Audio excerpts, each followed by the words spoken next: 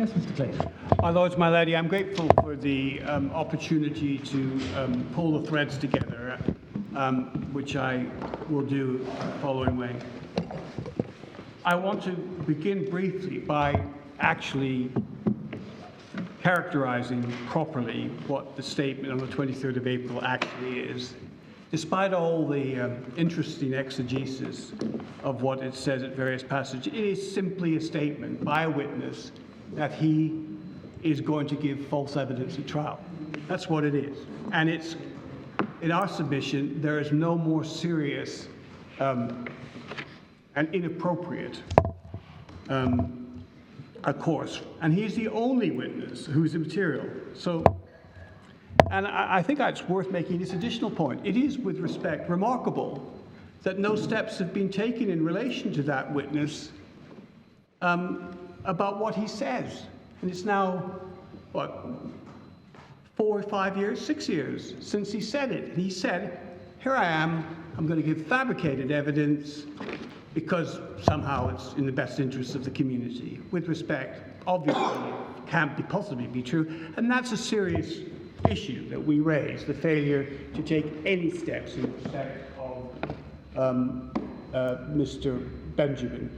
My reference is to Mr. Benjamin throughout and not to, obviously, my friend. The second point I wanted to take you to is just to put some more meat on the bone about the position adopted by the appellant in this case. Can I ask you to go to nurse, which is at 3565, paragraph 36.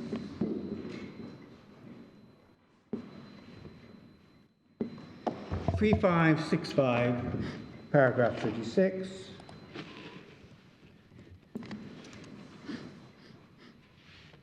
And what I'm going to do, if I may, is, it's not very long, but what it says... would you like us just to read it? Or? Well, you could read, it'd be faster probably.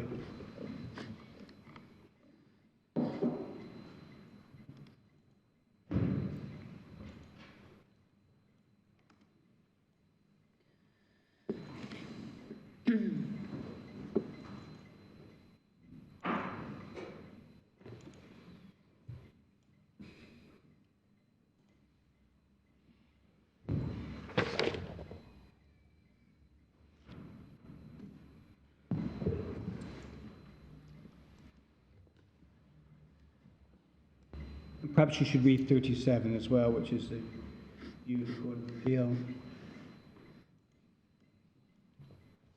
Yes, thank you. The point I want to make before the point I want to make before moving to a slightly different one is that this was the case heard at the same time as the Court of Appeal case. It's perfectly possible, and indeed incumbent on someone in judicial review, to put their cards on the table. And I draw attention to a significant contrast. I'm going to identify why the position in a moment taken by the DPP in this case is so unsatisfactory. But I just want to emphasize maybe an obvious point, perhaps characterizes many of the points I make, that the duty is there, they know how to do it, why haven't they done anything here? And there are a lot of open questions which we end up with as a result of the unsatisfactory approach that's taken.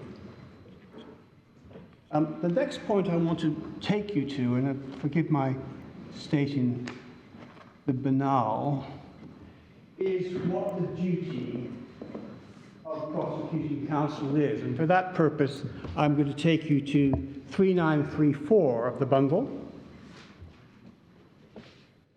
3934? Yes, please. Thank you.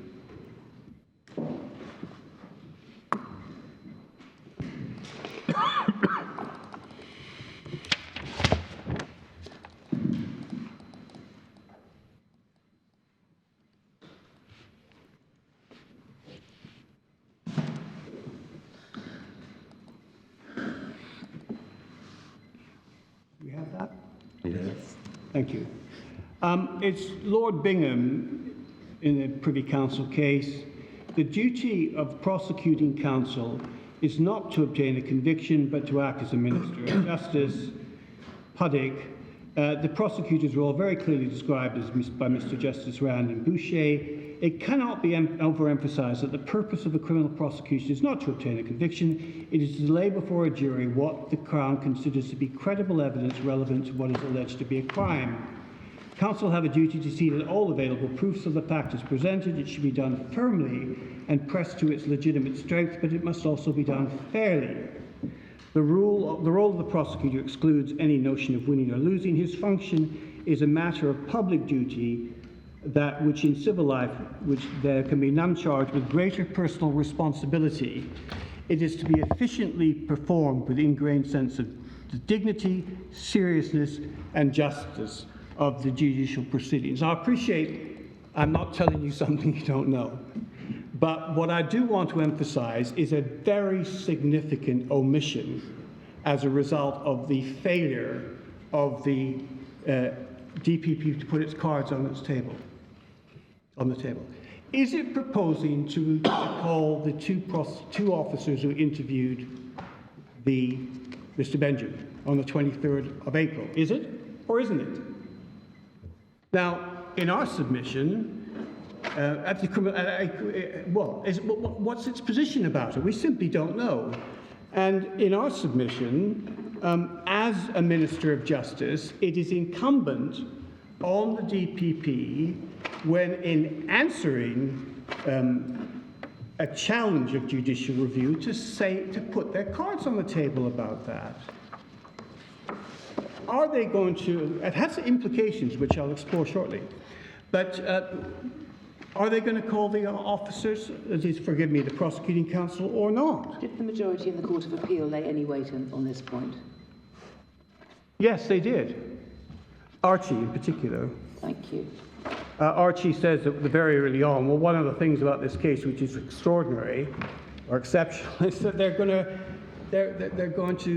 may be inviting the jury to accept. Did the Court of Appeal lay, forgive me for interrupting, lay any weight on the absence of evidence from the DPP? No. No. But I would make this point. The absence of evidence doesn't mean disentitle the court from drawing inferences, and the inference that the Chief Justice drew was that what has been asked to be done here, it may be helpful if I just pick up the, sorry, can you give me a line?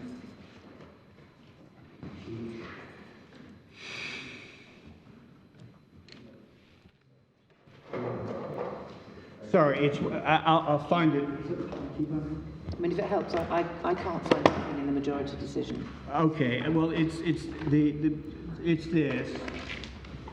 Under the statute, under the Evidence Act, the evidence of the former prosecuting counsel would only be admissible if either he was a hostile witness, in which case the Crown could lead the evidence, or if when the statement was put to him, he denied having made it, in which case the defense, well, that would be the defense who would be cross-examining him. With respect, I don't disagree with that, but that doesn't quite address the point I want to make, which is really, just forgive me, yeah, it's really, I think it's really paragraph 7, which of the Chief Justice's page 264. All right, well, this is, I'll deal with Archie first of all. That's how he deals with it. And then, and 9 actually is actually what I particularly want. It's the last two lines of paragraph 9. The jury defined the prisoner's account of a memorialized meeting with prosecutors to be more credible than their own counsel. That, with respect, must be exceptional. At least I hope it is.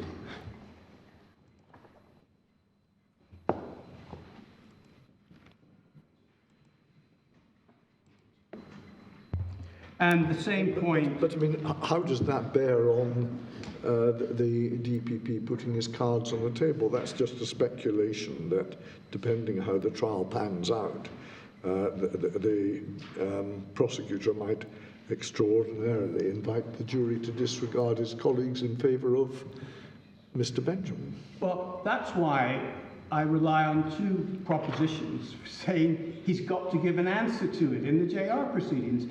A, because he's a Minister of the Crown and he should as a Minister of Justice tell us his thinking.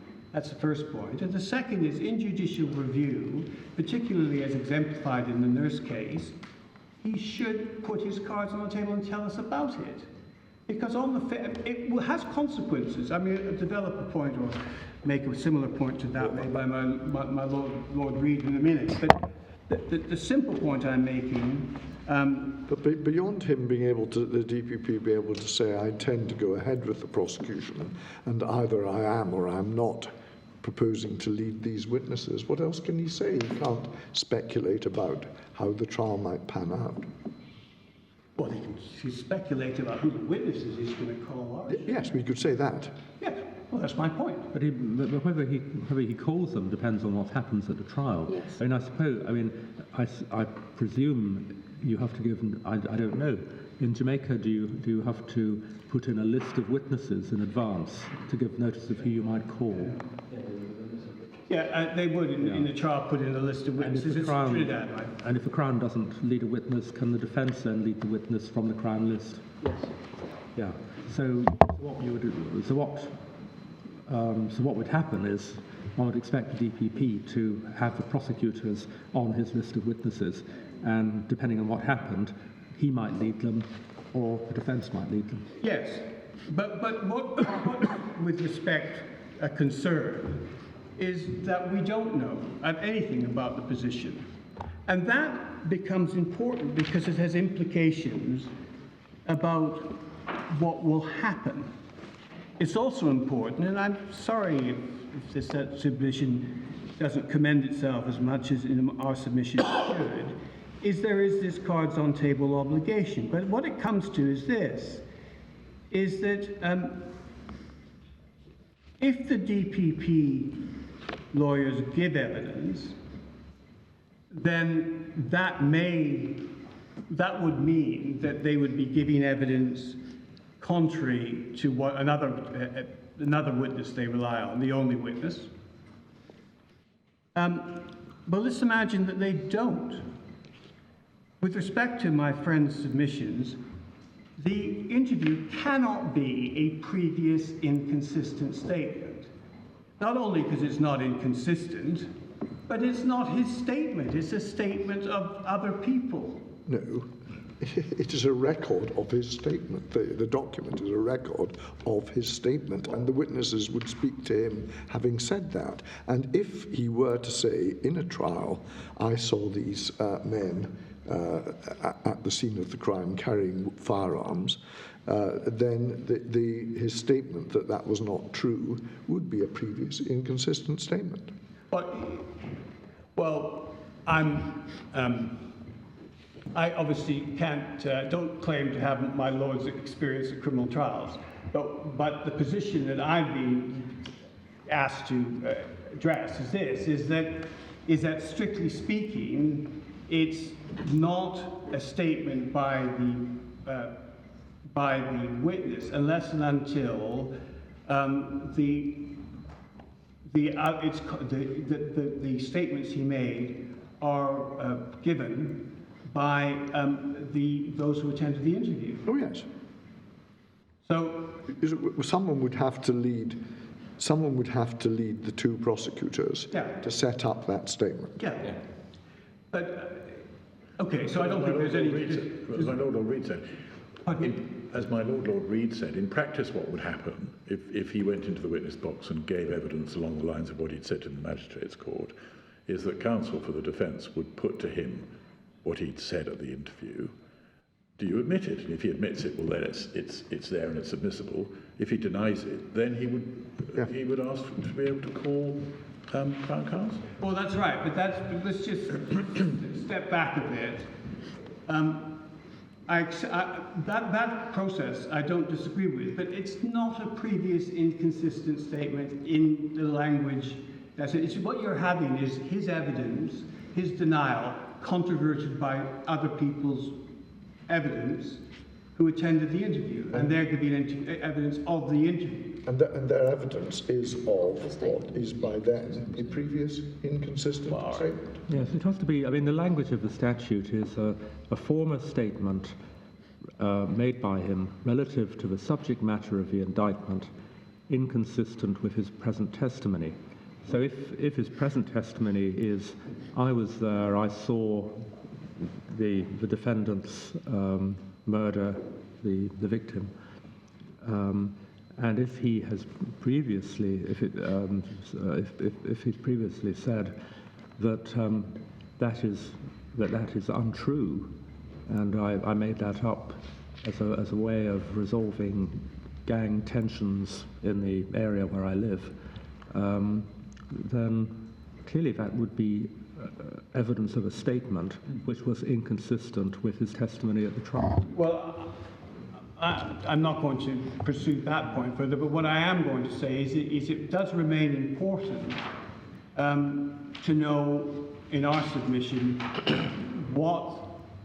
whether the prosecution list includes witnesses because of the duty on the prosecutor, independently of anything else. But if it was dealt with in the context of the criminal trial, then there'd be no need for conjecture about what might happen. You deal with the situation as it occurs. Yes, I accept that. Which is another reason for it being dealt with in the criminal trial. Well, I'm going to come back to that. I'm aware of the points that can be made against me. I accept that. But what I do want to make clear is that it has different consequences to it being the trial would take a different course if the prosecution called the interviewing officers, the interviewing lawyers, or the defense. Yes, I mean, in my own view, I think it would be the same as Lord Bingham's, that really that the prosecution ought to bring this out themselves, rather than wait for it to be dragged out of a witness by the defence. But if, for whatever reason, the prosecution failed to, the defence could, in any event, bring the matter out. And my point is that question,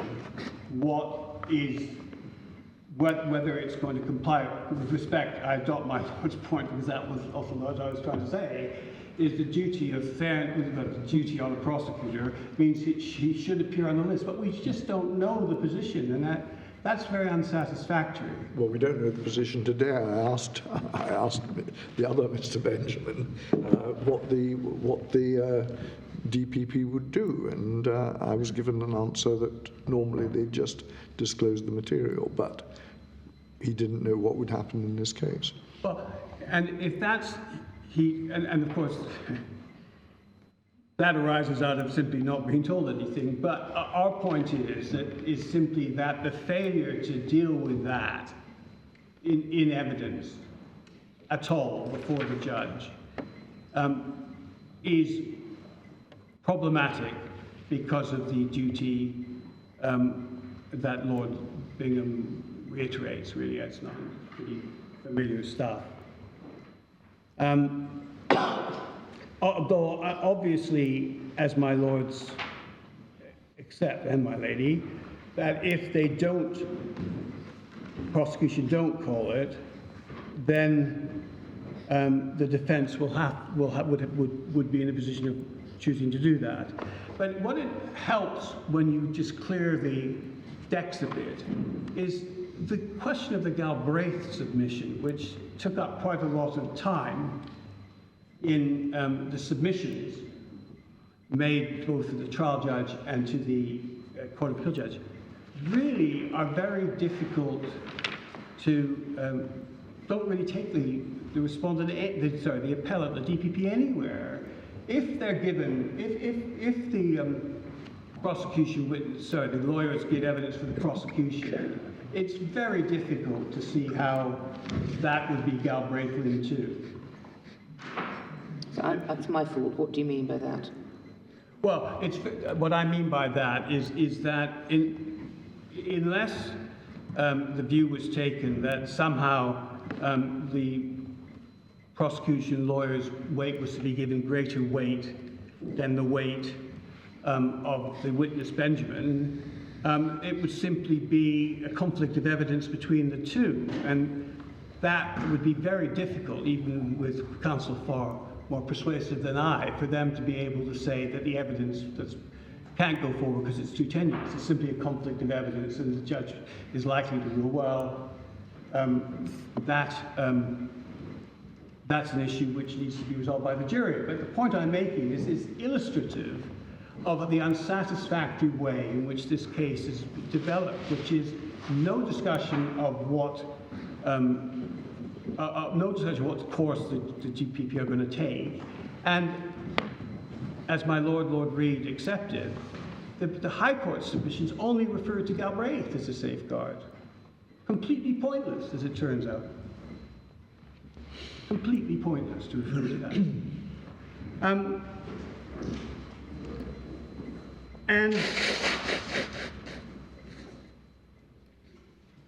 But our submission is that it's important to appreciate the position as it stood and as it remains, really, which is you have, on the face of it, in our submission, as the Court of Appeal rightly characterized, a danger of a really serious miscarriage of justice in the most grave of all criminal offenses, notionally remaining in Trinidad a capital offense, where there's a contest between a prosecution witness and two prosecution lawyers. We don't know.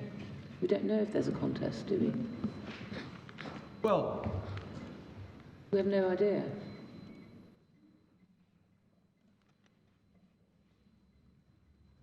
He may say, I did say that at the interview, but I didn't mean it. I didn't mean it. It was just a joke. Yes. And what I've always said in the magistrate's court and have said now is true.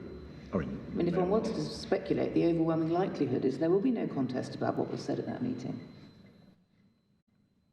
well, assuming that then really makes a point I wanted to make, is I mean, I appreciate one's involved in an exercise of speculation, but assuming that, then what's the difficulty of looking at the case at this point in time, particularly against the context when there's no prospect of a criminal trial anyways? Because on the face of it, there's a danger, even if he says, Benjamin says, okay, I did say that. If it goes before a jury, and it will, because the Galbraith criteria don't come into play, there must be a real danger of a miscarriage of justice, of someone being convicted on the basis of evidence which, given in an interview, is very seriously problematic. That's the problem. And in our submission, it's why it's important to look at the position as at the date the courts addressed it, because actually, with the exception of the fact that Galbraith's irrelevant, the question of whether it's a previous inconsistent statement may also be irrelevant and speculative.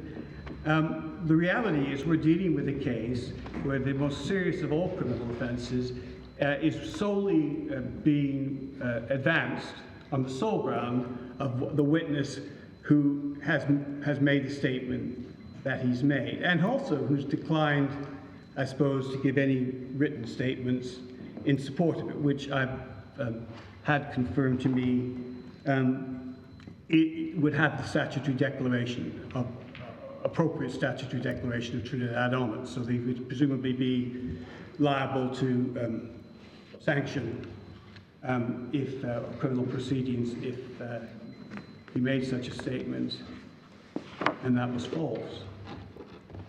So in our submission, what it really comes to is this, and I'll move on in a second.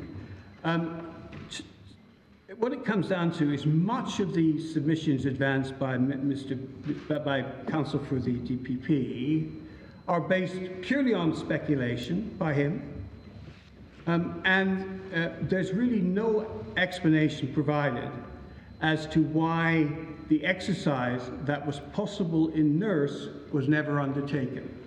And that becomes important because of the fact that the two Court of Appeal cases were heard together. And it's legitimate for the Court of Appeal to say, well, hold on, why is a different position being adopted here than in the others? We're going to have to draw inferences in the absence of any attempt by the DPP to explain his thinking. That's the point that we'd be making.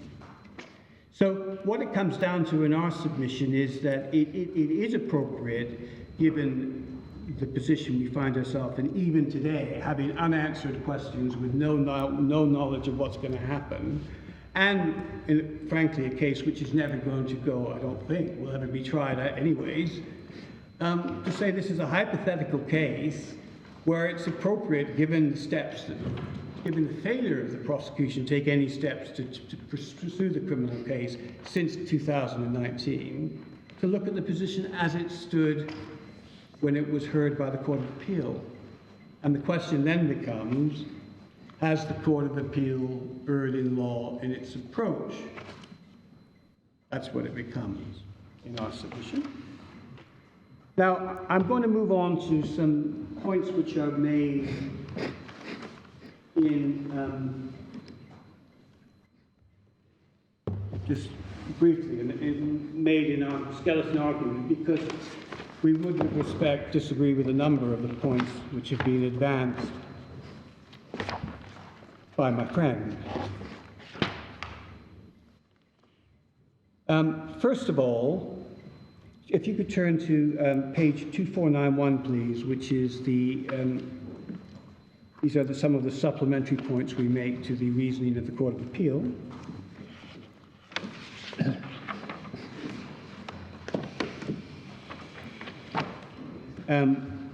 Beginning at paragraph 43, the rule of law requires that those exercising public power should do so lawfully. Paragraph 44 makes the point that the discretion conferred on the DPP is distinct from other elements of the other office holders. 45, that prosecutorial decisions are amenable to judicial review, and there's obviously that's true in principle, but only in exceptional cases will the court disturb the decision of an independent prosecutor and investigator. Well, that's accepted.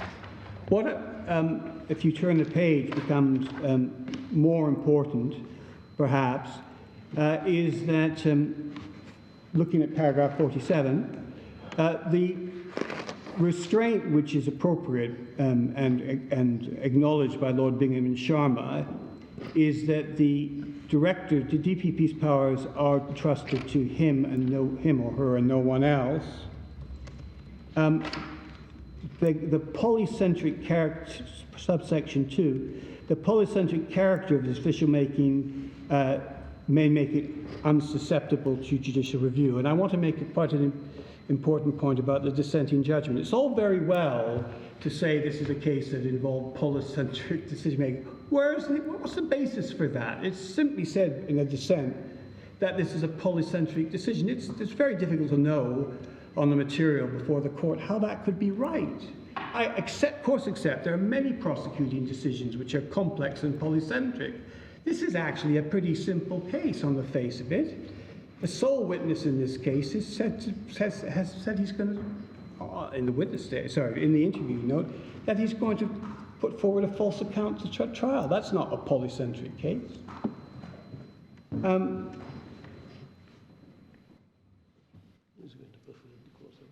Then moving to 6, that he is subscribed to the discretion is circumscribed by the Code of Conduct, pausing there and again making a comparison with the nurse case. In the nurse case, the DPP actually put in some material about how they approach the code of procedures. None in this case.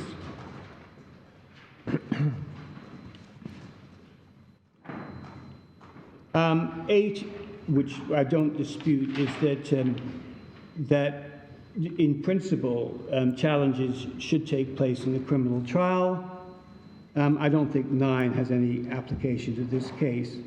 But I do want to draw attention to some of the points made from 49 onwards, because it's different from from a position adopted by my friend. 49, the grounds upon which review are permitted are the same as the application for judicial review. That's what Lord Bingham says in Mowat. Like any other public officer, he must exercise his powers lawfully, properly, and rationally. And an exercise of that is open to challenge. That's what Lord Bingham says. So I'm not saying the only criticism in this case is the position adopted by the DPP is rational, but it's important in our submission to differentiate between two quite distinct issues. One, what is the scope of the power, so what is the scope of the grounds that can be advanced in a judicial review challenging a prosecution decision, which are effectively are open on any of the normal grounds, and second, what can the putative challenge demonstrate very exceptional grounds? But they are logically distinct points. Can I raise I think I should raise the matter. I don't think either you or Mr. Benjamin may be in a position to deal with it, but it has occurred to me that without having checked the authorities, I rather suspect that the sort of issue we're dealing with here may probably have come up in the past when applications were made for judicial review prior to trial. And a thought that's been troubling me has been that once the jury have been impaneled and the defendants are in the charge of the jury, I just wonder about the constitutional propriety of the civil court intervening in the process. Well, I'm afraid, may I suggest that might be a matter which we could deal with it in a note. I can't tell you the answer offhand. No, I appreciate that, and I wasn't expecting you to. I'm not sure if I'm alone in having a concern back in my mind about this. I think that's what I've been moving towards. Yes. Well, it may be that we may invite you to put in some submissions about that. I mean, you see what the issue is that's in my mind. Yes, yes. That once the jury are impaneled and defendants are in the charge of a jury, then the ordinary rule is that the jury must return a verdict on the charges. Unless they're discharged. Unless they're discharged. Yes, unless they're discharged. And I just wonder whether it's constitutionally appropriate. I mean, the jury has a constitutional role, and I wonder whether it's constitutionally appropriate for an external body to be interfering with that process. I may be raising a complete red herring. I don't know. I'm just thinking it's a point that if I were writing the judgment, I would want to go off and look at. Yes, I understand that. And so it might be helpful if counsel were to look at it. And see if I'm bound to tell you that I have an intuitive answer in my head. I'm not going to say what it is because it's not my turn. But the way that you've articulated the question suggests to me an answer. But I just want to check my intuition against some of the learning, if I may put it like that. Well, we'll hear what anything you may say in reply. But if it's a red herring, I'll drop it. If there may be anything in it, then we might give you a chance to put in written submissions. In our respectful submission, it is an issue which would be merit looking at. Yeah. I'm trying to remember, no, in Sharma I hadn't got as far as that. No. Is there a record in the bundle of what happened on the 3rd of June, a transcript of the hearing? Well, can I suggest, I think I'm getting spontaneous answers, which is perhaps not the most satisfactory way to proceed. No. I think, if I may say so, it would be better if we clarified the factual position amongst ourselves and then made the appropriate submission. By all means. Both Mr. Benjamin and Mr. Clayton have told us that the defendants were placed in the charge of the jury. Yes. But if there's going to be a note produced, it might be as well to check and confirm Yes. what precisely was the position, what happened. I'm slightly in the dark on that. Thank you. I also wanted to make a rather different point than the fact that rationality is not excluded, is that there appears to be an elision in this case between saying that if the case is an abusive process, it should be dealt with in the criminal trial. And that, with respect, is not actually what the cases, as I understand it, actually say. And if you think about it for a minute, it's not very surprising, because almost every case could be characterized as a Bennett abuse. And it's important in our submission to acknowledge that there is a jurisdiction to take judicial review proceedings, and that jurisdiction can't be excluded by the fact that there is a Bennett abuse potential application in the case itself. That's the point I'm making.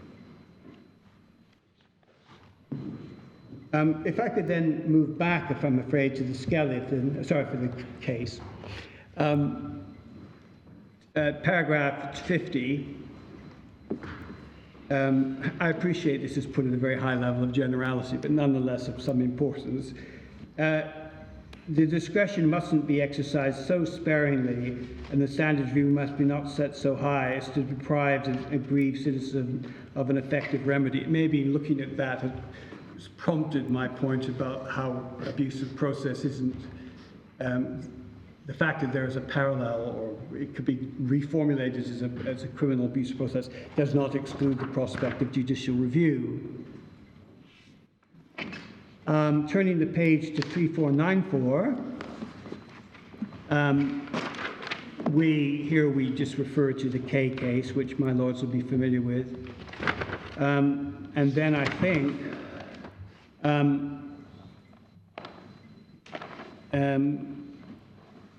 I then refer to nurse, but I mean, I've already taken you through that passage.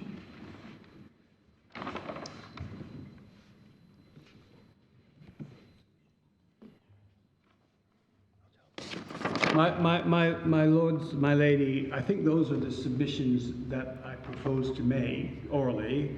Obviously, I rely on the submissions made in writing too.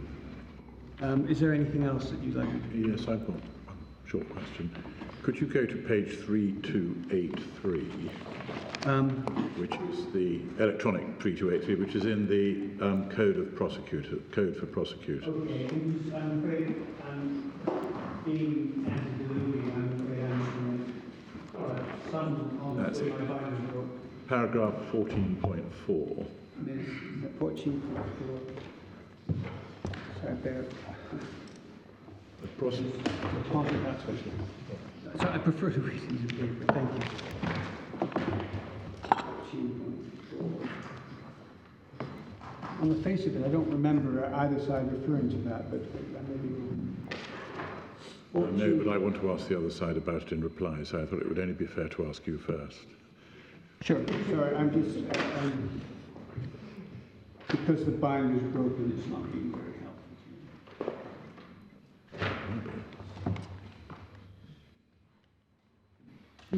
Is it 3283? That's it. Paragraph 14.4. A prosecutor should only put a witness in the witness box when satisfied that the evidence provided will be relevant and credible. And we were discussing with your opponent this morning what happens when a witness tells you he's going to go into the witness box and tell a pack of lies. What do? Do you put him in the box nonetheless, but tell the court that's what he said, or do you not put him in the witness box? And I suppose my question to you is it any part of your submissions that this proposition in 14.4 bears on what might be the answer to that question? Well, I'd make a couple of submissions. Firstly, I would, with respect, say it does bear on the question, but it also does bear on whether the witness should be put in at all. But it also, in our submission, reinforces the duty of a Minister of Justice about how he's going to deal with the conflict. So it buttresses that submission as well, which is why we have concerns about not knowing how the prosecution will be presented in terms of witnesses. Thank you. My Lords, I think my learned junior would like to... Could I just ask one question, Yes, if I may? of course. Thank you. You heard Mr. Benjamin's submissions to the effect that even if a prosecutor makes an error of law or a mistake, that is not a ground for JER interference with a prosecutorial decision. Do you accept his submission that mere irrationality is not enough either? No. I don't. I mean, I just took you through. Can I just take you back, please? It's in our case, and so yes, it's page 3493. Thank you. 2493, I think. Yes. 24. I'm so sorry. Don't worry. Yes. Don't worry. And it's paragraph 49, where in Mohit, Lord Bingham includes rationality. If you see lawfully, properly, and rationally. And that's why I was seeking to draw a distinction between the grounds that someone can challenge a decision with the fact that even if those grounds are available, he has to prove highly exceptional. So the facts have to be highly exceptional, but the grounds can be any of these. That said, I don't resolve from the suggestion that if this case was purely, or if any case was purely a rationality case, it wouldn't be particularly promising. I can say that.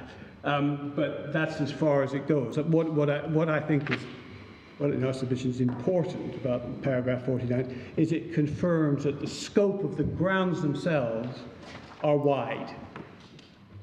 And if you look at the claim form, actually, in some of the other documents, you'll find there are specific grounds, which are the Section 11 grounds I referred to earlier, which I don't think actually include rationality, but do include abuse of process. Emphasizing, as I did earlier, that abuse of process as a matter of public law is different from a Bennett-type abuse process. Thank you. Thank you. Thank you very much. As I said, I think my learned junior would like an opportunity, since he's conducted this case at every stage. Yes. Mr. Ramdeen or Mr. Sturge?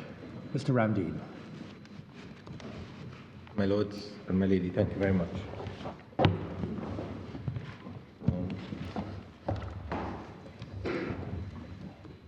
My lady, in answer to your, if I can start by just asking if the court can join me at page 2847 of the electronic bundle.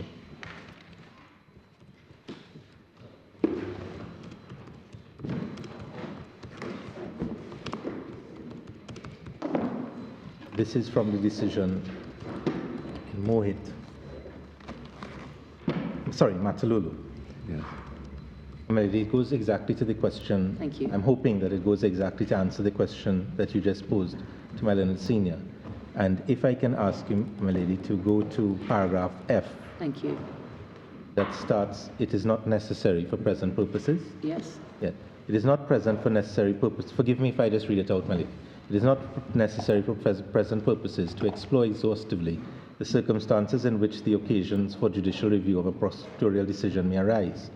It is sufficient, in our opinion, in cases involving the exercise of a prosecutorial decision, to apply established principles of judicial review. And I think that statement, my lady, it emphasizes the fact that the nature of a judicial review challenge to a prosecutorial decision should be applied in a particular way because of the nature of the decision that is being challenged. Earlier in exchanges, the question was asked whether rationality or irrationality is a proper ground that one can set aside a prosecutorial decision in judicial review proceedings. And I'm saying that on the principles, this passage has been approved in other cases and in the board. How it is to be understood, my lady, is that the normal grounds for judicial review, irrationality being one of them, are the grounds upon which you challenge a prosecutorial decision. But because of the nature of the decision being such that there are other factors that the court would allow a wider discretion to the decision maker. And I think if one starts from the very basic principle that is not disputed in this case, which is that judicial review is available to challenge a prosecutorial decision, there is no challenge to that. One then asks the question, in what circumstances would a judicial review court be properly exercising the powers of review to review a prosecutorial decision? And it is clear that the authorities say it should be exceptional. But the question that Lord Lloyd Jones posed, I think, answers or takes us into the direction of answering that question, which is, if Lord Lloyd Jones asked the question earlier, what is different about an abuse application in the criminal trial that is not available in the judicial review proceedings, to make the distinction between the challenge in judicial review and the similarity of the challenge in an abuse argument in the criminal trial to ground the alternative remedy argument. But if one accepts, to answer that question, if one were to accept that it is unchallenged that judicial review is available to challenge a prosecutorial decision, the question that the authorities leave open is what are the exceptional circumstances that will warrant such a challenge? Now, in answering that particular question, and I will attempt to give a direct answer to the Lord Lloyd Jones answer, I just would ask you, my lady, or the court itself, if we could look at Mr. Benjamin's supplemental bundle. I take it, do you take any issue with what is said in, you took us to page 735. Sorry, my lord, can I just get the page, please? Oh, well, it's... 2847, it's the passage you referred us to. Yes. Yes, my lord. The judgment goes on to discuss the matter in greater detail, and we have the list of situations where the power might be reviewable, 1, 2, 3, 4, 5, and then there's a discussion of broader grounds in the paragraph after that. Do you take issue with what's said there? No, my lord. What I think comes out of the authority is very clear, my lord. Is this: all of the authorities, even the authorities from the board, and I think almost all of the decisions have been of Lord Bingham, they leave open a door, as little as the opportunity may be, for judicial review to be granted in a prosecutorial decision. Yeah. It is described as sparingly, exceptionally, but there is no decision that says judicial review is not available. Now, the problem that we face in this case, my lord, and forgive me if I seem to be saying in a different way what my learned senior has said, but I just, if I could be allowed to just preface my submission by asking you to look at supplemental bundle and page 9 of that bundle. And just before we leave it, that particular case, Matalulu, was a review of a nolle prosequi. Yes, my lord. Yes. And I think it's also accepted, Lord Reid, on the authorities, that where there is a decision to discontinue, the alternative remedy argument does not arise because there is no trial in which one can. So the circumstances are a bit different. Yes. But, my lord, can I ask you to go to page 9 of the supplemental bundle that was filed by my learned friend, Mr. Benjamin. Yep. And this is a decision of the Court of Appeal of Trinidad and Tobago, Graham versus the Public Police Service Commission. And if I can ask the court to go to paragraph 19 and 20 Can I just give the court an opportunity to read it, as my learned friend Mr. Benjamin has done a number of times, my lord? Paragraphs 19 and 20. Sorry, page? Page 9, my lady, of the supplemental bundle. Oh, thank you.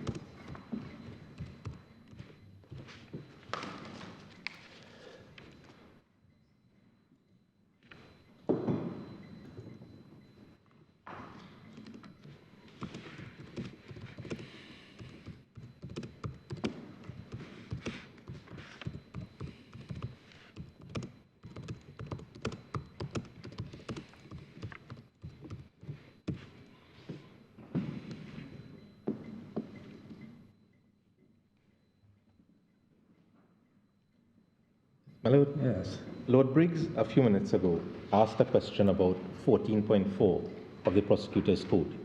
And obviously, my lord's question focuses on the fact that I don't think that there is any dispute that in making a decision to prosecute or not to prosecute, the DPP should exercise his powers lawfully, properly, and in accordance with the Prosecutor's Code, which is his own guide, as Mr. Benjamin, to borrow his words, sets down. It is very difficult to answer the question that Lord Briggs has asked for the simple reason that the Prosecutor's Code provides, in this, I'm just using it at 14.4 as an example. The Prosecutor's Code provides the manner in which the discretion to prosecute is to be exercised. It lays down a twofold test, and one can only expect that if a prosecution is to be lawfully commenced or continued, that test has to be satisfied. And if that test has to be satisfied, the only way in which the DPP can advance an argument to a judicial review court or to any court that that test has been satisfied is if he tells the court that and says how the test has been satisfied. The difficulty that we have in this case is that leave for judicial review was granted, an order was made by a judge to give the DPP an opportunity to put in an affidavit, to give him the opportunity to say why the exercise of his powers under Section 90 were lawful, and the DPP simply declined the opportunity. Now, my lord, it is a challenging proposition to accept that in the face of not providing the court with an explanation to justify the exercise of the powers under Section 90, that the DPP is in a better off position by when his decision has been challenged, the court, without any assistance from the respondent public authority, must consider every possible option that could have been available in the criminal trial to justify the DPP's decision. And I respectfully, my lord, I don't understand that that is the way in which a judicial review court operates. The reason why I think it was important to compare paragraph 36 of Nurse to the situation that we have here is because at one point in time the question was asked by a member of the court, well, what could the DPP have said? I think it was Lord Hodge. What could the DPP have said in answer in the affidavit? Well, my lord, what he could have said was that he could have demonstrated to the court how he satisfied the prosecutor's test. The test laid down in the prosecutor's code, and he could have satisfied the court that in the face of the confession by Mr. Benjamin, the witness, what considerations he took into account in coming to the decision that continuing this prosecution was warranted. All of the different variables or variations that have been put to counsel, both for the appellant and for the respondent, as to what could have taken place in the criminal trial, my lord, respectfully, I think doesn't help in answering the question as to whether this decision was one that could lawfully be that can be described as a lawful decision, because none of the options and none of the variables, none of the things that have been described that could have happened in the criminal trial have been said. No one here, the appellant, the respondent, or the court, cannot say that the DPP took those matters into consideration. He simply can't. And he gives no explanation for not providing an affidavit to justify the prosecution. My lord, my lady, judicial review, especially of a constitutional power, is a matter of great purport in a constitutional democracy. And one of the things that the learned Chief Justice said in his very short judgment is that nothing can be more damaging to public confidence in the administration of justice if it were known that a prosecution is being advanced on the basis of a witness, on the sole basis of a witness who has said, I am going to lie.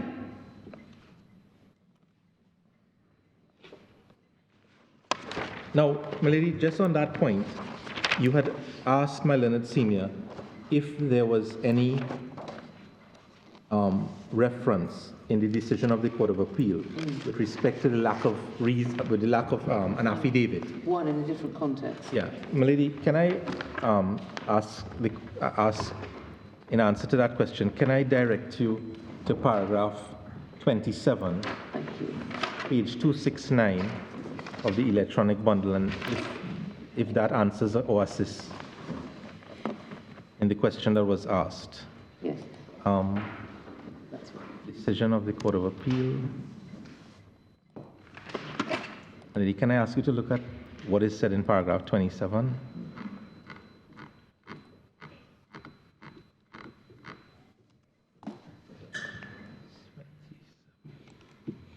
You see there, my lady? Do you have it, my lady? Yes, yes. Yeah. My lady, you see there at paragraph 27, Justice of Appeal Raj Kumar says, further in this case, there is no evidence that the DPP took any policy into account or consideration.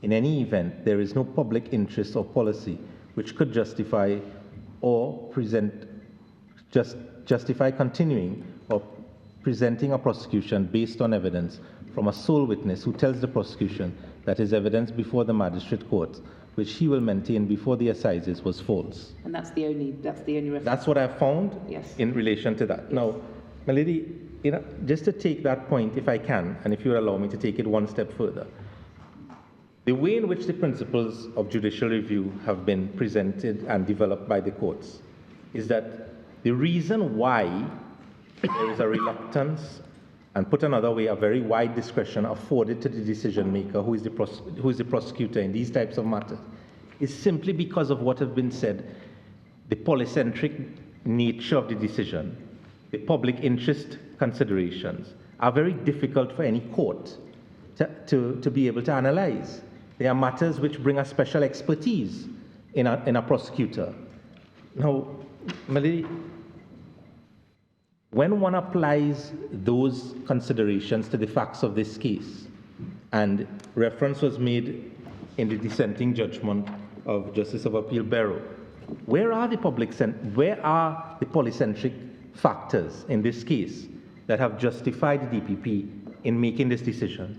Where is the public interest in this case that has justified the DPP in making this decision?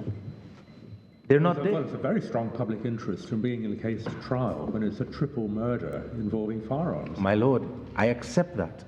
But that same point that my lord has just mentioned, the same words that fall from the mouth of my lord, the right place for those words to fall from is not from the court that is examining the decision, but is from the decision maker.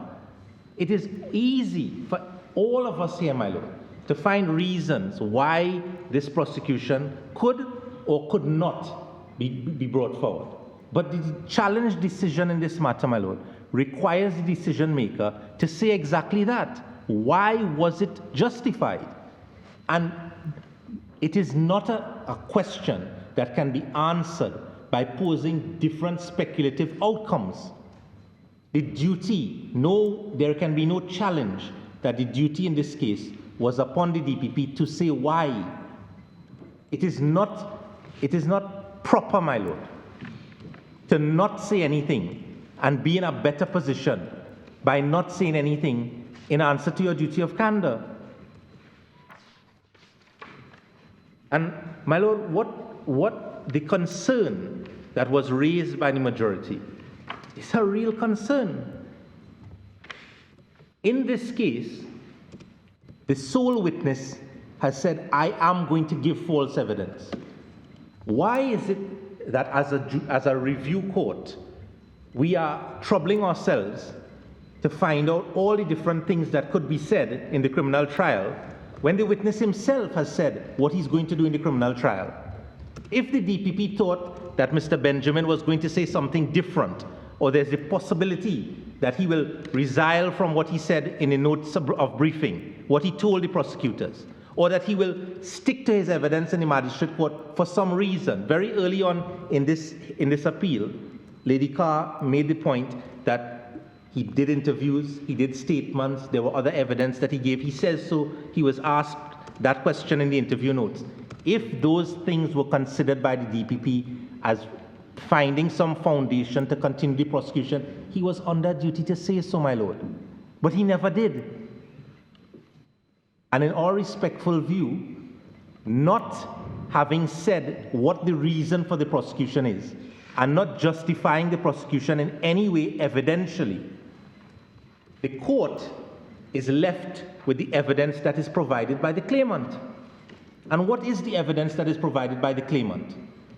A statement was disclosed 1 month after to prosecuting counsel, where this witness, without any threat or promise, self-confessed that he's going to give a false statement, he's going to give false evidence in the trial. Well, why are we going beyond that? Why are we questioning things that don't arise evidentially on the matter? It was open to the DPP to say what the different things that triggered his discretion to continue the prosecution. He said none. So, my lord, I don't think, my lord, that it is permissible to approach the case in that way. My learned senior said at the very outset, the only issue that arises in this case is whether the Court of Appeal was correct to treat this case as exceptional, warranting the grant of judicial review. And I think that proposition, my lord, cannot be challenged. And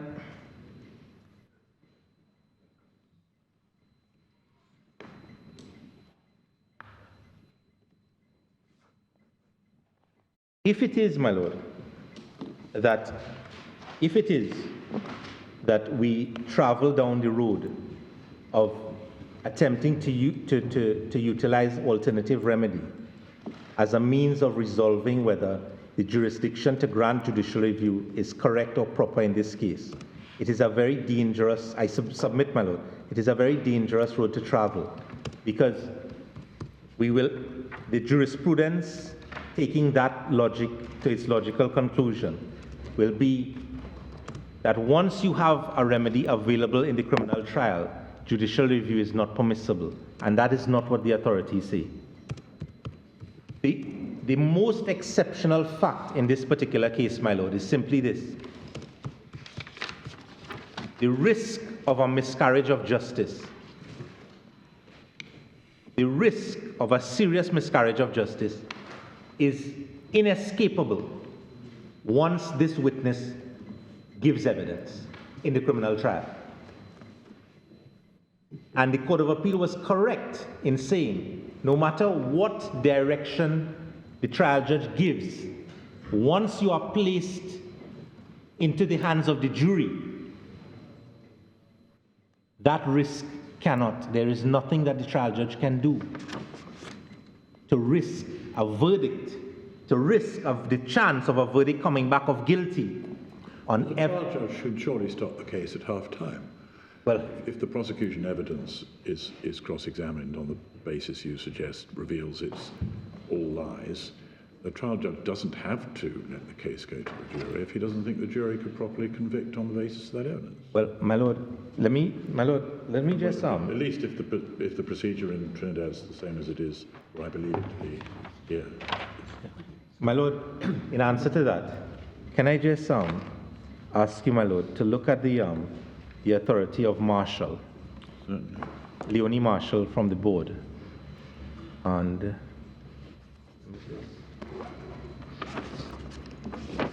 it starts at page 2789. Another judgment of Lord, it's a judgment of Lord Carswell, my lord.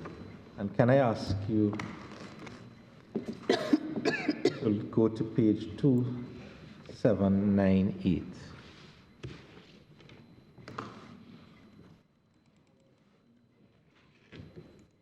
Yeah. This is a quotation from the judgment of Lord Bingham, Chief Justice in Ex parte Manning. And at the top, the quotation is paragraph 23. It starts on page 2797. And you will see that it's, I don't want to just cherry pick, my lord, to use a word that is we use today in a different context. If I can allow you to just read that paragraph. I'm so sorry, which paragraph? Sorry, my lord. Quotation from ex parte. It's paragraph 18, and the quotation is at the end of the page. Yes, thank you. From Manning, paragraph 23 of Manning.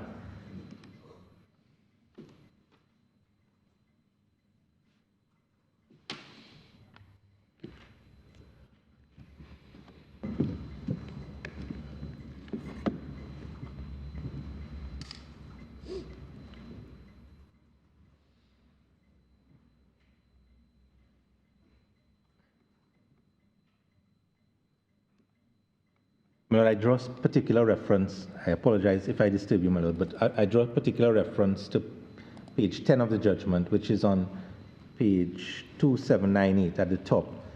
And the sentence starts, in any borderline case, the decision may be one of acute difficulty, since while a defendant whom a jury would be likely to convict should properly be brought to justice and tried, comma, a defendant whom a jury would be likely to acquit should not be subjected to the trauma inherent in a criminal trial.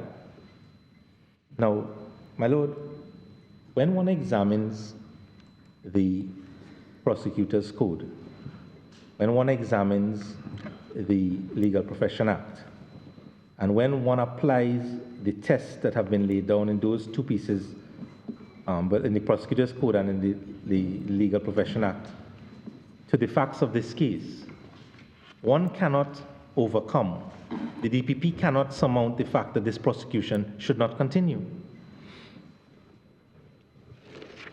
And the basis for that, in judicial review terms, is exactly what Lord Bingham says here. If the law is that you should not put a witness or rely on evidence that is not credible, then the danger of the miscarriage of justice is exactly what the law is setting out there. But this paragraph is simply talking about the reasons for sparing exercise of the jurisdiction. Yes, my lady. The reason in the sentence you're helpfully taking us to is that it may be a very, very acutely difficult decision whether or not to prosecute. My lady, yes, my lady, but that is preceded by, in any borderline case, Yes. it may be an acutely difficult decision. Yes. Now, one understands that. And if it's a borderline case, my lady, one would expect, as a matter of course, that one would bow to the discretion of the DPP. But what determines if it's a borderline case or not, my lady? That's the question that has to be asked. The question that has to be asked in determining whether it's a borderline case or not is the question as to when the DPP sets out what his considerations are. If it's belief in one witness or another, or the consideration of evidence, right? Identification or otherwise may be a good example. One obviously bows to the discretion of the decision maker, in this case the DPP. But in a case where the DPP has not demonstrated by evidence that the decision is not only whether it's borderline or not, but he hasn't demonstrated any justification for the decision. Well, this is a recipe for collateral challenges in advance of criminal trials in virtually every case. I can think of hardly any criminal case I prosecuted where we didn't have witnesses, important witnesses, who had gone back on previous statements. and where credibility was acutely an issue. One leads the evidence because you feel that the evidence you're relying on is ultimately the truth. It may be supported by other evidence, for example, but it's questionable. It could be challenged in almost every case. And if you're going to have a collateral challenge in almost every case, then there's no end to it. The delays in getting cases to trial, bad enough as it is. I don't think that the answer to the question as to how one exercises that discretion, the answer can be that you have a floodgates argument open to it, or simply because the law itself provides that the discretion can only be exercised in exceptional circumstances. We say that the circumstance of this case is exceptional, not because the witness has given two different accounts, because the witness has come to the prosecutors and say, I am going into the box to lie.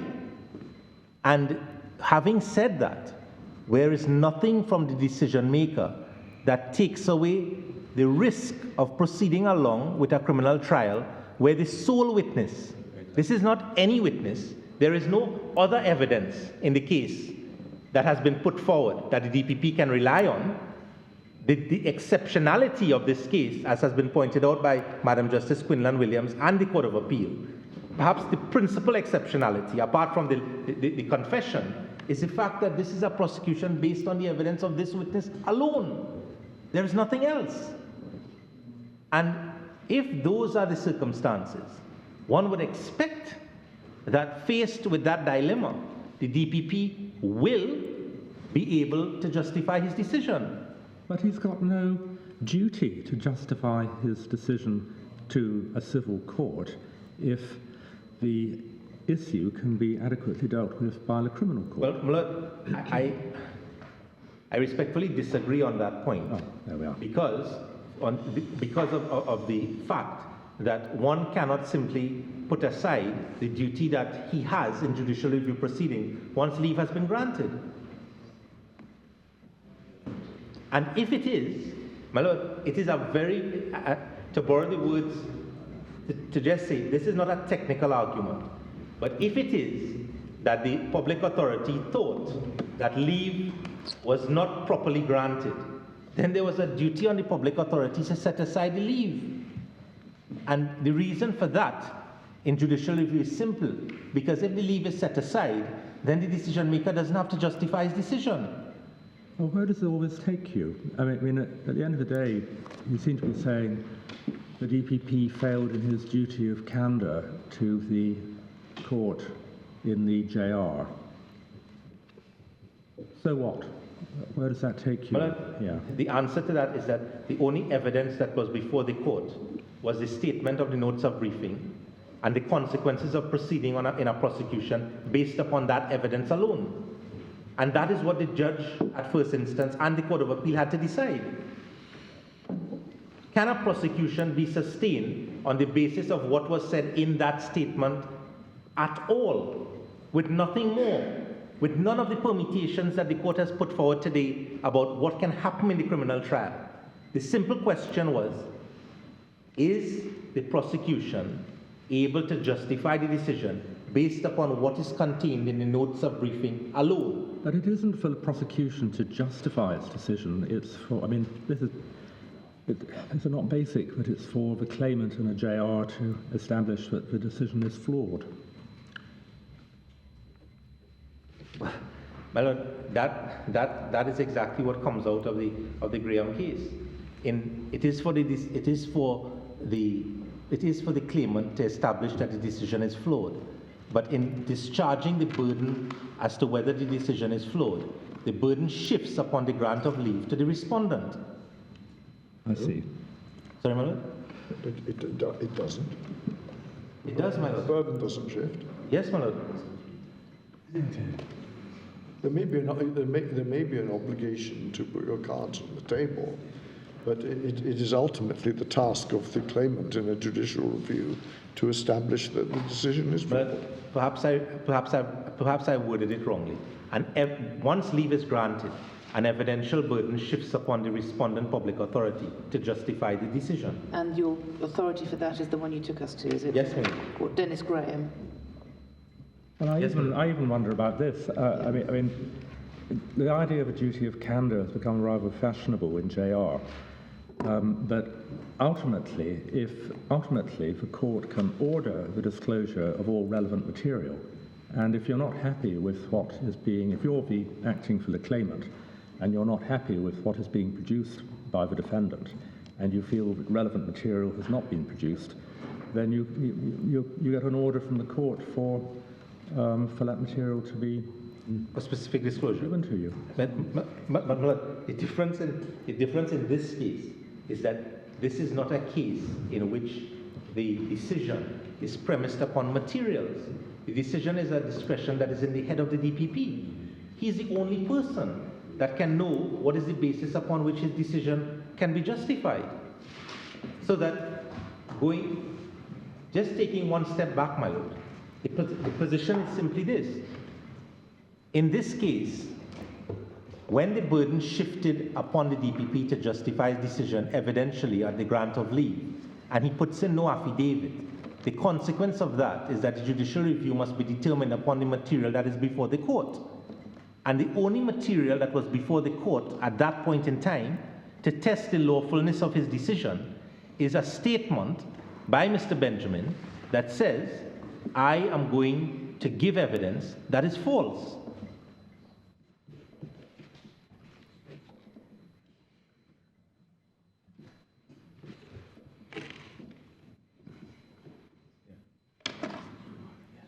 Would it be fair to say that the courts below have made their decision on the basis that that statement, that he is going to give evidence which is false, was true? Yes, my lord. Yes. Were they entitled to do that? Well, my lord, was there any evidence that could have grounded an evidential finding that the statement was untrue? Well, I mean, in many, as Lord Reid has said, in many criminal cases, one deals with witnesses that go back on statements, and their evidence has to be handled quite carefully by witnesses on both sides. Sorry, I apologize. And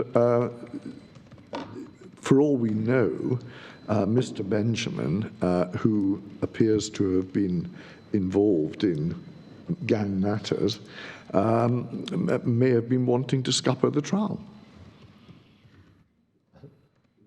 Well, that is another possibility that we can speculate was the reason why Mr. Benjamin was doing what he was doing. But why did the courts below assume that he was telling the truth?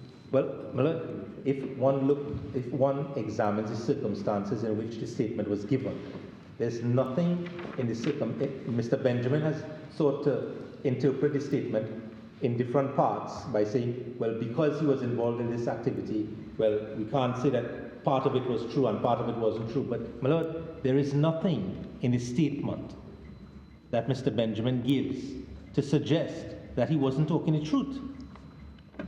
Well, except the fact that he'd given evidence earlier and been cross-examined in great detail, which he then tells the prosecution that all of that is untrue. Now, faced with that scenario, I don't think that one can escape the fact that the DPP would have been faced with a serious decision to make as to whether to continue with the prosecution or whether to discontinue the prosecution. And that is why the judicial review was filed. But, my lord, posing the question in that way to me is the exact way in which the question ought to have been posed to the DPP, so that he could have said to the court, the reason why I continued with this prosecution was because I was satisfied that the evidence that Mr. Benjamin gave in the magistrate court was credible, reliable, there was no reason for me to doubt it, or alternatively, the propositions that were given by the court, members of the court, that he was perhaps joking when he gave his statement to the prosecutors, or something else. But my lord, the position is he said nothing, and saying nothing in this case is fatal. Well, I think we have that point. Sorry. Yes, Milady. Just a point of detail. What are the rules about making without notice? Were you the advocate on the leave application on the 23rd of May? Yes, what are the rules about get emergency without notice relief? Did you give notice to the prosecution of your hearing? It was a hearing before. We went. Sorry, Milady. No. There are two things that arise out of that. Let me answer the first question, Milady, which is we went in Trinidad.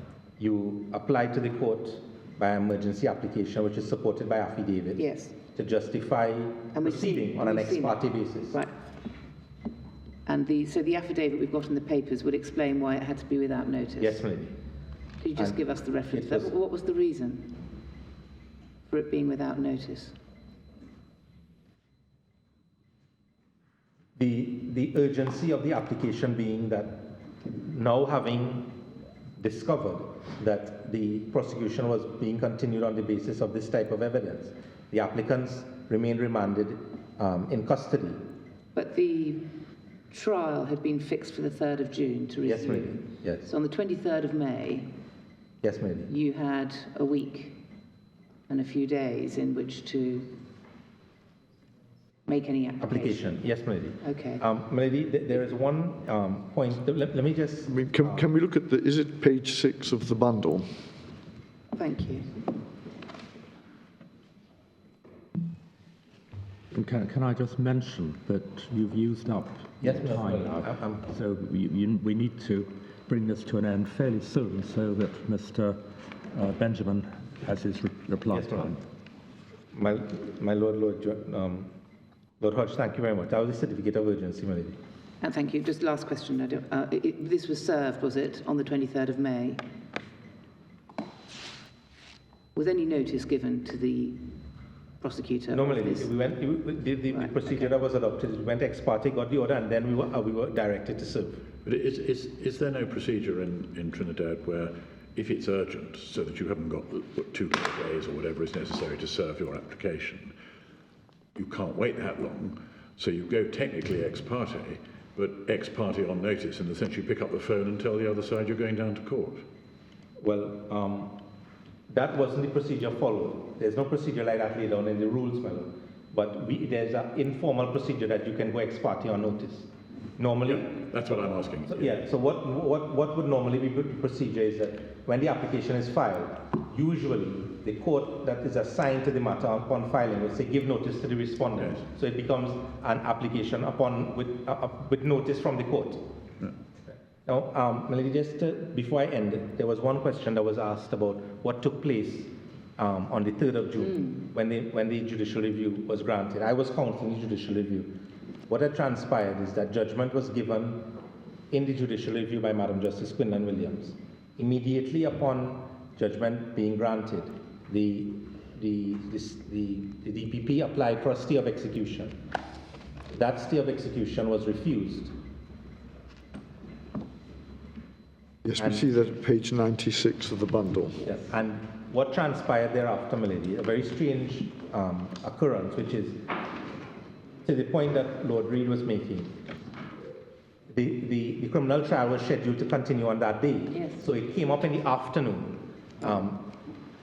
I don't know how familiar you are with Trinidad and Tobago, lady, but we have 2 sets of high courts, one in San Fernando in the south and one in Port of Spain in the north.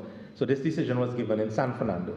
And when the decision was given, and the matter was called in Port of Spain, where Justice Rampasad was sitting, an application was made before Justice Rampasad that he could continue with the criminal trial, notwithstanding the order that was made by Madam Justice Quinlan Williams.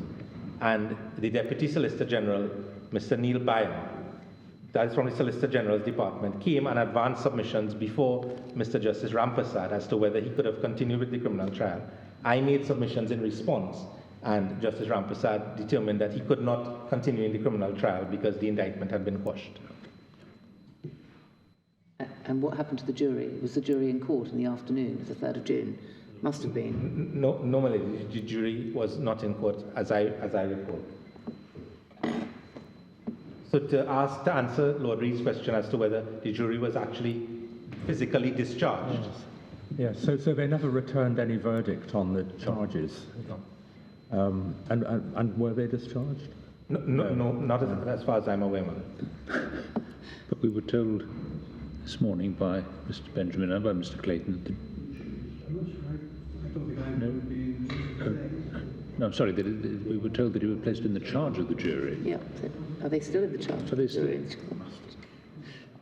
So that's quite right. We were told by both counsel that they had been placed in the charge of the jury, not placed in. Yeah. But my interaction in terms of the criminal court, my lord, was on the 3rd, when the submissions were made on both sides to Justice Ramprasad. He held that he could not continue the trial. The jury was not in court, and that was the end of the matter. And what was the basis of the submission that he could continue? That the basis of the submission that he could continue was that, notwithstanding the basis of the decision that he could continue was that Madam Justice Quinlan Williams was a court of coordinate jurisdiction, and therefore he could have ignored the order that she had made in the judicial review proceedings. Yeah. Well, this rather highlights the point that I raised during the discussion. Unless I can assist you, my lady, further. No, thank you very much, Mr. Ramdi. Thank you very much. And can I say I'm also grateful to Mr. Sturge for the evident assistance that he's been giving as to the background. Mr. Benjamin. My Lord, in the 28 and a half minutes that have been left to me, can I attempt to answer, first of all, Lady Carr's question, and then Lord Briggs? My lady, I didn't answer your question about Cabeline, and I want to give you a supporting answer, which is that it's also, my lady, remember the question was mistake of law. Yes. If an error of law is made, what is the authority to support that? So in Cabeline, I'll only give you the reference if I may. It's Lord Stain, 2924, paragraph D. Letter D, but it's also, letter D, not paragraph D, but it's also Mohit, Lord Bingham, I believe, at 2862. And I'm going to ask you to look at that again, not for the purpose of making a submission, following up what I've already said to you, but really in answer to what you heard from my learned friends as they traverse ground that had been covered already. So if I can ask you to look at 2862, I have that's the right page, yes. So two things. My learned friend, Mr. Clayton, took you to his written case, like paragraph 49 or 48 or 50 of there, wherever it was, and read out a couple of lines from Lord Bingham's judgment in Mohit. So if you look now at the actual quotation, 2862, you will see that the whole of paragraph 18 is argument. That's my simple point. So the essence of the appellant's argument is encapsulated. Yeah. Yes. And then the paragraph 19 in supporting the decision of the Supreme Court, the DPP. So that's his argument.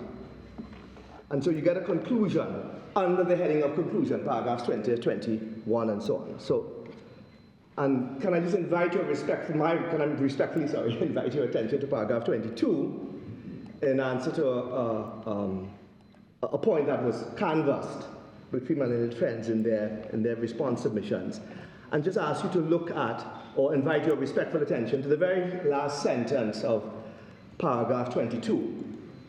And there, what is said with respect to a very distinguished panel. The Supreme Court must then decide on all the material before it, drawing such inferences as it considers proper, whether the appellant has established his entitlement to relief. And so I rely upon that in answer to a great deal of the submissions advanced by my learned friends this afternoon, where they make what I consider to be the procedural complaint about the absence of an affidavit from the director, which is factually true, and I hope I put up my hand unequivocally to that this morning. But the answer that I gave at paragraph, I think it's 25 of my written case, and I repeat, is simply this, that what the director relied upon before the courts below was the material that was before the court. In other words, well, I'm sorry to interrupt you, I apologise for interrupting you, but perhaps more directly in point is the sentence slightly earlier, opposite letter B. Yep. We're told that the English authorities show that there is, in the ordinary way, no legal obligation on the DPP to give reasons. Yeah. Yes. And I'm very grateful, my Lord Reid, because you saved me several minutes, because that's what Madam Justice Quinlan Williams says at paragraph 27 of her judgment. So that and that was not the subject of an appeal or challenge, nor was it the subject of criticism by the Court of Appeal. So that, my Lord, exactly right, that which is set out by Lord Bingham at paragraph 22 in the lines that you've drawn my attention to is entirely consistent with and responsive to what was said by the courts below. So that's my answer to, my long answer to Lady Carr's question. My Lord Briggs, my Lord's question, I'm sorry, I've just lost the reference to paragraph 14.4. Yes, it was 3283. 3283. So, my Lord, really, your question was, I think, this is how my 3283, this is how I'm going to rephrase it, 3283, I think, should regard be had to it. I think is the gist of it. Well, you were going to put the question, which is that when as a prosecutor you tender a witness, yes, you tender it on the basis, or her, that the evidence is capable of being believed. I don't mean that you think it's necessarily going to be believed. Yes, absolutely. The evidential fight, but that it's inherently capable of belief. And my Lord, that's precisely the point.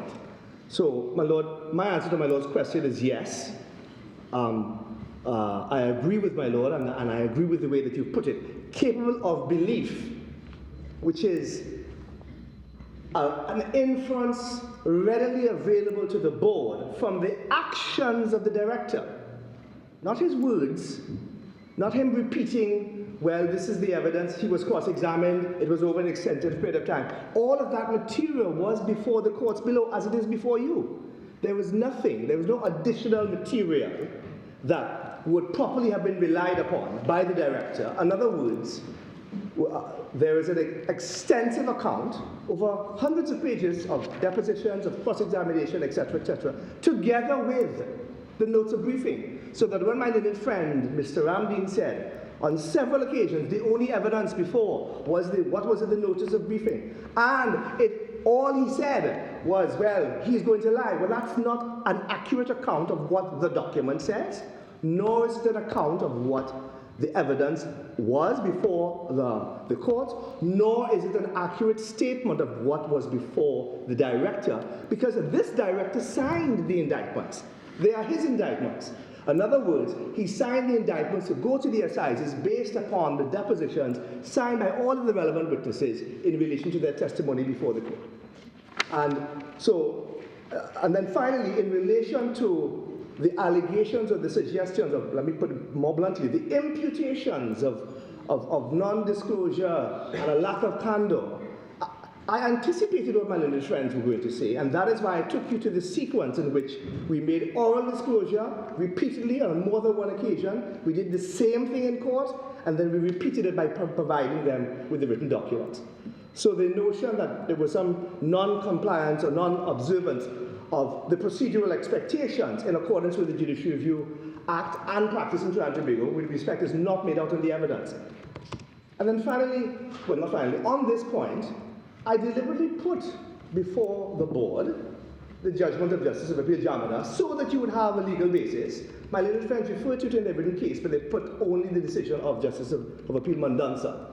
The names don't matter, but it was because Justice Jamada alone... Sorry, is this the Dennis Graham case? Dennis Graham, I'm so sorry, believe me, I'm speaking again, thinking in shorthand. It was because Justice of Appeal Jamada was providing a context, and the context is entirely different. And as my Lord Reid said, well, it's really about taking, judicial review at the end of the day is about taking a practical, hard-headed, or perhaps to use Justice Fordham's phrase from his text, hard-edge approach. It doesn't go to unreal suggestions and unreal propositions, which with respect, I've emanated from my learned friends on the other side in relation to non-disclosure and candor. And so we say none of that, with respect, assists the board in resolving the issues, and it doesn't take them anywhere at all. So can I try to deal with some of the specific points that we will raise by my learned friends? Let's kind of find my place.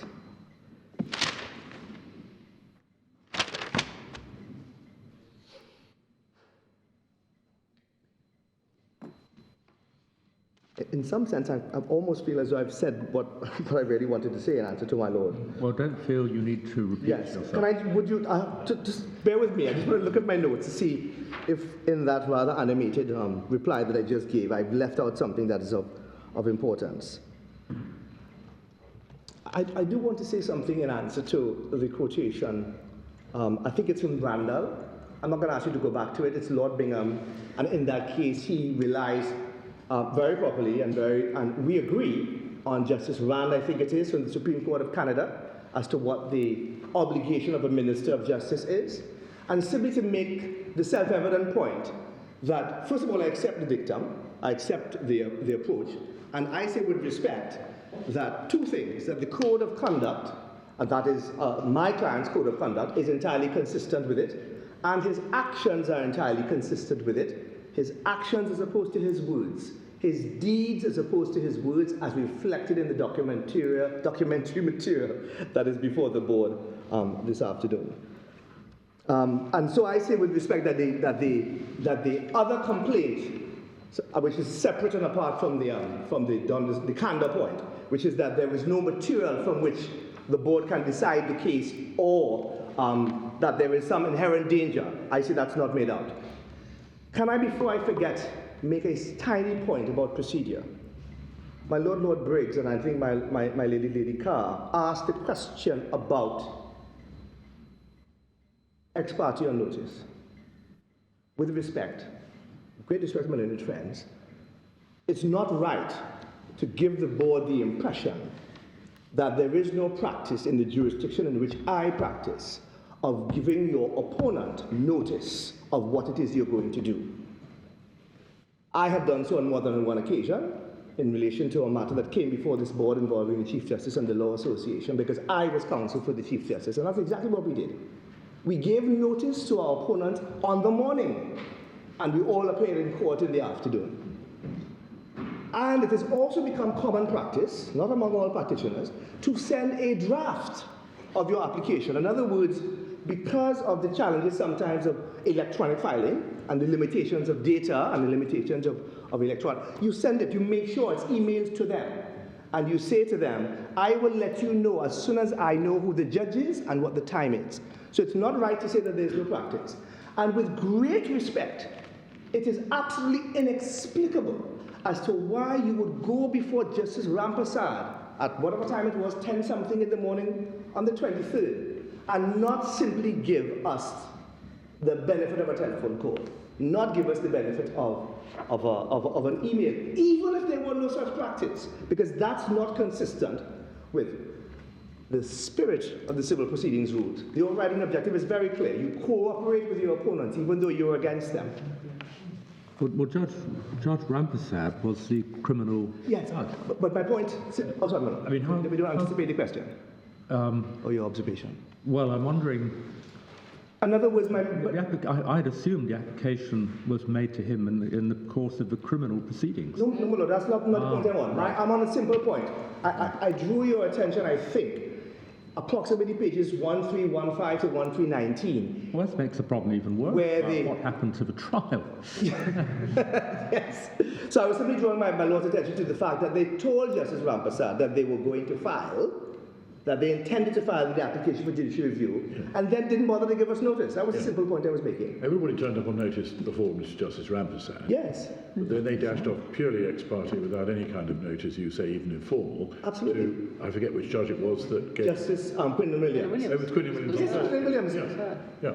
Sorry, I just want to make sure I'm not misapprehending my Lord Reed's observation. So because you mentioned about Justice Rampasad. So I'm sorry, I've been under misapprehension. Yes. So Mr. Justice Rampasad on the 3rd of June Yes. was not sitting as the... No, my lord, I'm sorry. Can I stop you? Because I'm not on that point of the chronology. I was simply making a very tiny point as to what happened on the 23rd of May in answer to Lady Carr's question and that of my Lord Briggs in relation to what's the practice in Trinidad and Tobago. Fine. Now, I don't want to give the impression that everybody follows the practice. That's not what I'm saying. I am saying that with great respect, it is perfectly common, courteous, and consistent with the CPR, and with respect, the expectation of judges now, that what I might describe in this way, that the practice that my lords and my lady are familiar with here is followed at home. It's no more than that. So, my lord, can I just clarify the chronology? So the chronology in relation to Justice Rampersad, as far as his decision was concerned, was that on the 3rd of June, there were two decisions that occurred. The first was the result of the judicial review application.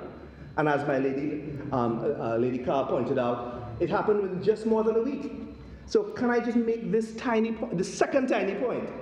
Ordinarily, you would be given 14 days to file your fixed date claim after you've gotten leave.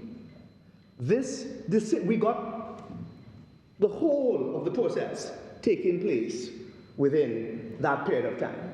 And it would have been perfectly appropriate because the excuse, and that's my word, the excuse given is that the criminal trial was imminent.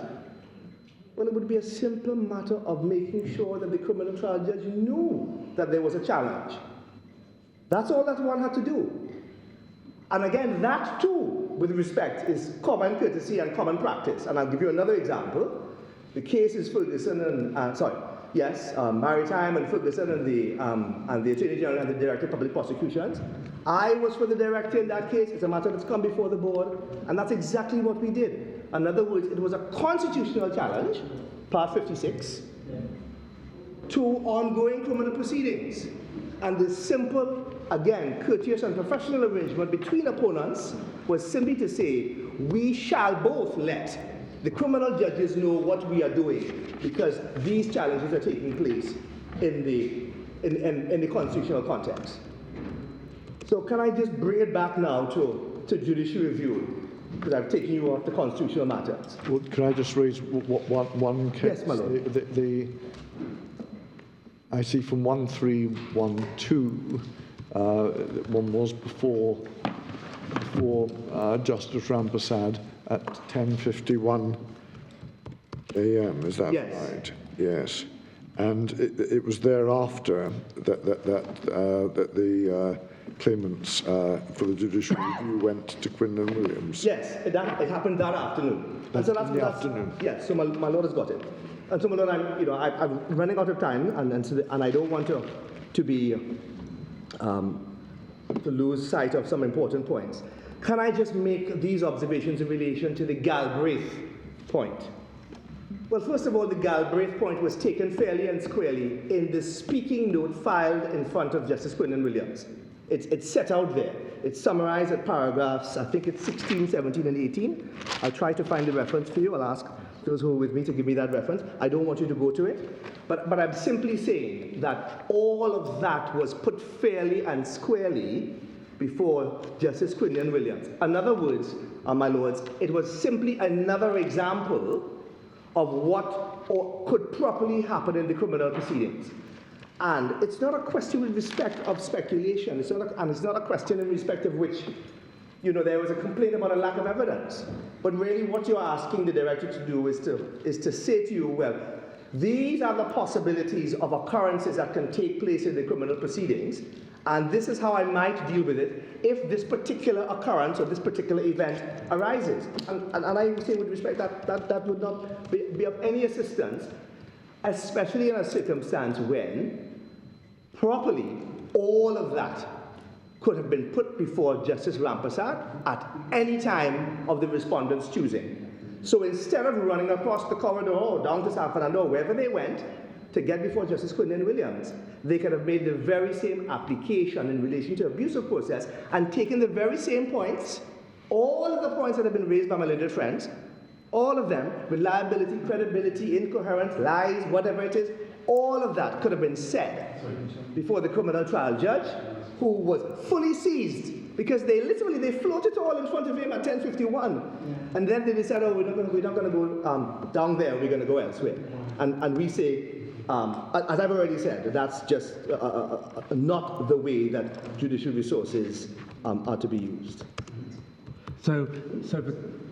Page 71 of the electronic amendment for the Galbraith reference, 71 into 72. But just to get it clear in my own mind, the trial had begun.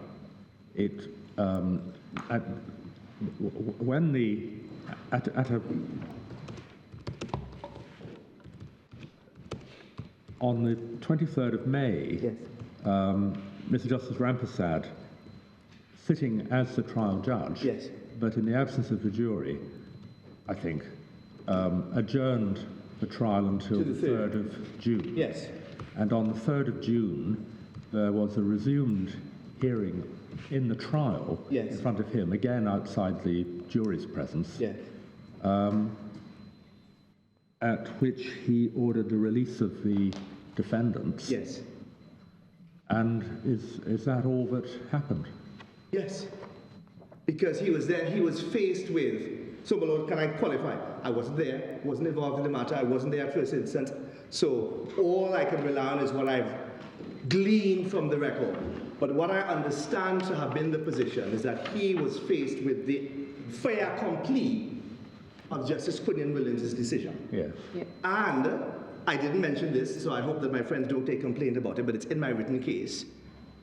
Justice Quinion Williams quashed the indictment in the absence of any application in the application for judicial review for her so to do. Yeah. Yeah. I took the point before the Court of Appeal, but And the Court of Appeal affirmed that part of the order as well. yes. Yeah. Putting it politely, they didn't take me on. Yeah. So the defendants have never been acquitted or discharged in any way? Well, they have been discharged from the court's custody because that's what Justice Rampersad did when faced with the order. But my lord is correct. They haven't been acquitted. The indictment has fallen. Yes. There's no indictment. I can't hold you. So they would have to the DPP would have to re-indict. Yes, my lord is absolutely yes. And as far as we know, the jury have never been discharged. Again, that I've resisted the temptation to give you my intuitive answer to my lord's, if I may say so, very interesting question with respect. But I think my learned friend and we will undertake to find out what the facts are before we, as it were, give you an answer based on an inaccurate factual foundation. That would be very helpful. Like I had it in mind to invite you both to put in any submissions on that matter within 14 days. Yes. Would that be a realistic time? My lord, yes. It would be perfectly realistic.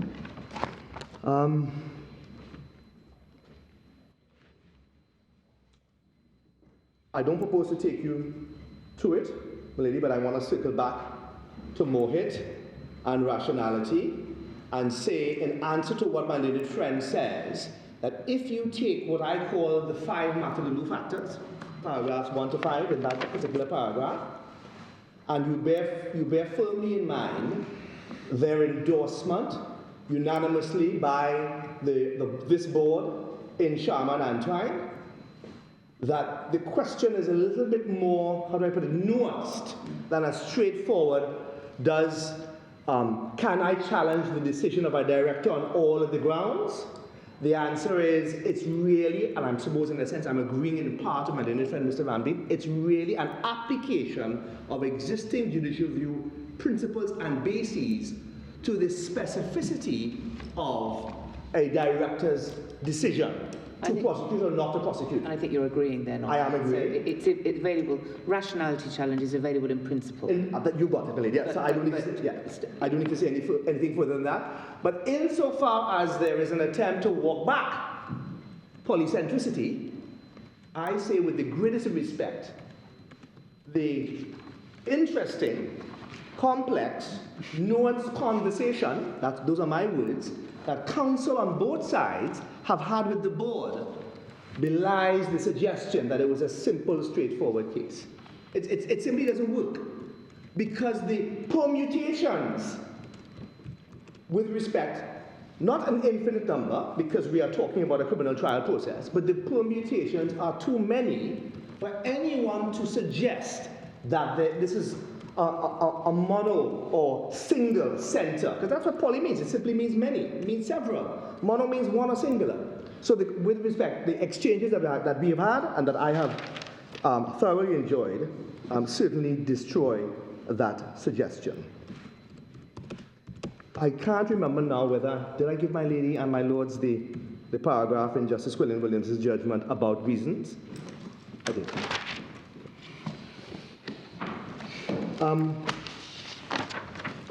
My learned friend, I think, took you to Marshall.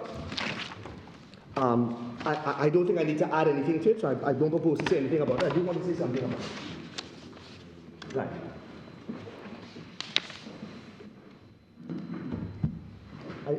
Mr. McCook is not happy for me to withdraw so quickly. So in the remaining 6 minutes, can I ask you to go back to 2798? And I just want to read out to you and with you. Could you give me the page again? 2798? Yes. 3 sentences which provide the context for the passage upon which my little friend relied. It begins with the sentence, "This exercise of judgment." So I hope you have it. It's sort of almost down to the end. This exercise of judgment involves an assessment of the strength by the end of the trial of the evidence against the defendant and of the likely defenses. It will often be impossible to stigmatize a judgment on such matters as wrong, even if one disagrees with it. So pausing there. So I rely upon that for the submission that I made this morning to the board. Sorry, this is, I'm lost. 2798. Yes, but so your paragraph 18. Which judgment are we in? Which decision? So you're reading the extract. This is from Lord Bingham, as he then was as Chief Justice, my Lady Chief Justice. In Manning. Yes, in Manning. And it's over the page on page 10, and it's 3/4 into that. I apologize. Yes. Yes. I apologize. 3/4 into that quotation. So can I begin again, just so that you have it, my lady? Yes. So I just wanted to give you a complete. I'm giving you context. This is the judgment of Lord. Is it Carswell? Bingham. Well, the quote is. Yeah, the quote is from Bingham in Manning. Yes. Yes. Does the Lord have it? Yes, we do. Yes. And so the exercise of judgment involves an assessment of the strength by the end of the trial of the evidence against the defendant and of the likely defenses. It will often be impossible to stigmatize a judgment on such matters as wrong, even if one disagrees with it. And I say with respect, the upshot of the submissions from the respondents is that they disagree with it, which is what you would expect. That doesn't mean it's wrong. So the courts will not easily find a decision not to prosecute as bad in law on which basis alone the court is entitled to interfere. And I fully accept that, of course, our decision is one to prosecute, but I think my lords and my lady are well familiar with with how the distinction works. Can I just make one sentence? I've got 4 minutes left. One sentence about floodgates. My Lord Notary, in trying to provide an answer to my Lord's first question to me, I gave you the context in which the director seeks guidance, assistance from the board, whatever you decide. So whatever the board decides, whether you agree with my learned friends or whether you agree with me, we trust that there will be something that would help us going forward. The reality is, and that's why I gave the board the material on the actual amendments and a little bit about the mischief. The reality is that the prosecution of these kinds of crimes by the sort of people who commit them in the sort of circumstances, you are always going to find a variation on the theme. And so that's my fundamental point. And so that for as long as somebody can come along and say, whether joking or not, I really wasn't telling the truth, I lied, well, then the real question is, do the existing tools, both at common law and on a statutory basis, provide the criminal judges with the ability to deal with it, or is it appropriate to run off with respect to the Judicial Review Court? And my lords already have my submission on that. So my lords and my lady, unless you have a question for me, and with gratitude for the ability to put in written submissions, and I close by expressing my profound gratitude for the patience with which you listened to my garbled attempts to provide you with assistance, and wish you a very, very pleasant afternoon. Thank you very much, Mr. Benjamin. We're most grateful to all counsel for their submissions, and if I may say so, we're especially grateful to those who have taken made the long journey here from Trinidad and Tobago. I mean, we really benefit from the local knowledge that you have, and also the fact that you were involved in the proceedings in the courts below. It's a huge benefit to us. So thank you for coming here. We've been benefited by your submissions. We'll take time now to consider all we've heard and let you have our judgment in due course.